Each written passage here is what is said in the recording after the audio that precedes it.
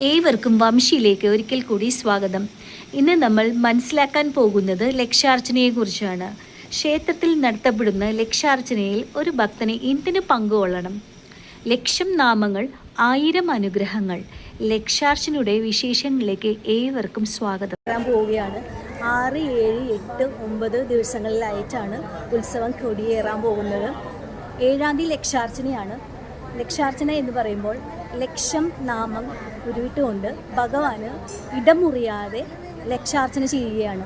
ലക്ഷാർച്ചനയുടെ പ്രത്യേകത ഇപ്രകാരമാവുന്നു: അതിലൂടെ സങ്കല്പങ്ങൾ സാധ്യമാവുന്നു, അതിലൂടെ ഭഗവാന്റെ ചൈതന്യം വർദ്ധിക്കുന്നു, ഒപ്പം അത് ഉപാസിക്കുന്ന ഭക്തന്മാരിലേക്കും അതിൻ്റെ ചൈതന്യം ഇരട്ടിയായിട്ട് എത്തിച്ചേരുന്നു എന്നുള്ളതാണ്. അതിൻ്റെ പ്രത്യേകത എന്താണെന്ന് വെച്ചിട്ടുണ്ടെങ്കിൽ അതിൽ സങ്കല്പത്തിന് വളരെ സ്ഥാനമുണ്ട്, അതിന് വലിയൊരു മാനമുണ്ട്. കാര്യം നമ്മൾ പല ആഗ്രഹങ്ങളുണ്ടാവും, ഭഗവാന്റെ അടുത്ത് നമ്മൾ സമർപ്പിക്കാറുണ്ട്. പക്ഷേ ലക്ഷാർച്ചന ദിവസം, അതും ഉത്സവ ദിവസമാണെങ്കിൽ അത് ഉത്തമോത്തമമാണ്.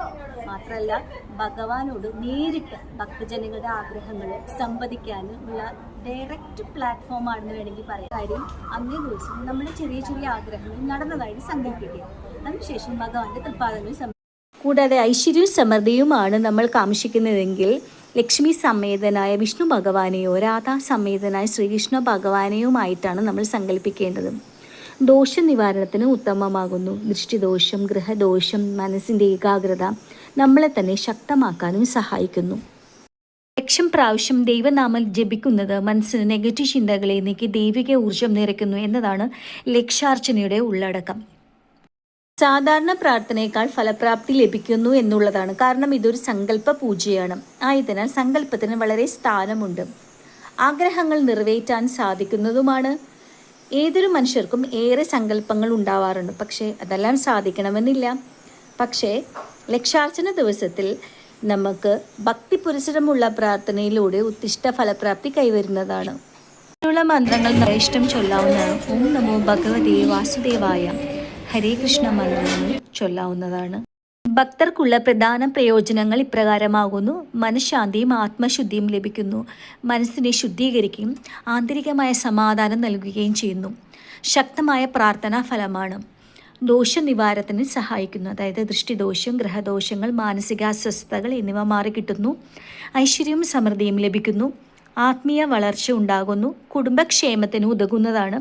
കുടുംബൈക്യം, ആരോഗ്യ സംരക്ഷണം, സമാധാനം എന്നിവ ലഭിക്കുന്നു. അന്നേ ദിവസം ശ്രീകൃഷ്ണ ലക്ഷാർച്ചനയിൽ ചൊല്ലേണ്ട മന്ത്രം: ഓം ശ്രീകൃഷ്ണ പരബ്രഹ്മണേ നമഃ, അസ്യ ശ്രീകൃഷ്ണ പ്രീത്യാർത്ഥം മമ. അതിനുശേഷം നമ്മളുടെ ഓരോരുത്തരുടെയും പേര്, നക്ഷത്രം, നക്ഷത്ര ജന്മനഃ സകല ദുരിത നിവാരണാർത്ഥം സകല അഭീഷ്ട സിദ്ധ്യർത്ഥം കുടുംബക്ഷേമ ആരോഗ്യ ഐശ്വര്യ സമൃദ്ധ്യർത്ഥം ശ്രീകൃഷ്ണ ലക്ഷാർച്ചനം കരിഷ്യേ. ഇങ്ങനെ പ്രാർത്ഥിക്കുന്നതിലൂടെ നമുക്കുണ്ടാവുന്ന കൃഷ്ണാനുഭവങ്ങൾ കൂടുന്നു, ദൈവിക സംരക്ഷണം ലഭിക്കുന്നു. ജപിക്കുവാനുള്ള മന്ത്രങ്ങൾ നമ്മുടെ യഥേഷ്ടം ചൊല്ലാവുന്നതാണ്. ഓം നമോ ഭഗവതേ വാസുദേവായ ഹരേ കൃഷ്ണ മന്ത്രങ്ങൾ ചൊല്ലാവുന്നതാണ്. ആദ്യമായിട്ട് പാൽപ്പായസം, പഴ, വെണ്ണ എന്നിവ സമർപ്പിച്ചിട്ട് പിന്നീട് പ്രസാദമായിട്ട് കഴിക്കാവുന്നതുമാണ്. ലക്ഷാർച്ചന ദിവസം വീട്ടിലും വന്നു നമുക്ക് ഇതേപോലെ മമ കഴിഞ്ഞിട്ട് പേര് നക്ഷത്രം വെച്ച് വീട്ടിലും 108 പ്രാവശ്യം തുളസി ഇലയോ വെള്ള പുഷ്പങ്ങളോ ഇട്ട് നമസ്കരിക്കാവുന്നതാണ്. ഭഗവാന്റെ പാദങ്ങളിൽ സമർപ്പിച്ച് പ്രാർത്ഥിക്കാവുന്നതാണ്. ഇതിലൂടെ മനഃശാന്തി, ഭക്തിവർദ്ധന, കുടുംബസൗഖ്യം, ദൈവാനുഗ്രഹം എന്നിവ ലഭിക്കുന്നതാണ്. കോടി സൂര്യപ്രഭയോടെ വിളങ്ങുന്ന ആ ലക്ഷ്മിപതിയുടെ ദിവ്യദർശനത്താൽ ഏവർക്കും ഉത്തിഷ്ടകാര്യസിദ്ധിയും സർവമംഗളവും ഉണ്ടാകട്ടെ എന്ന് പ്രാർത്ഥിക്കുന്നു. ഓം നമോ നാരായണ.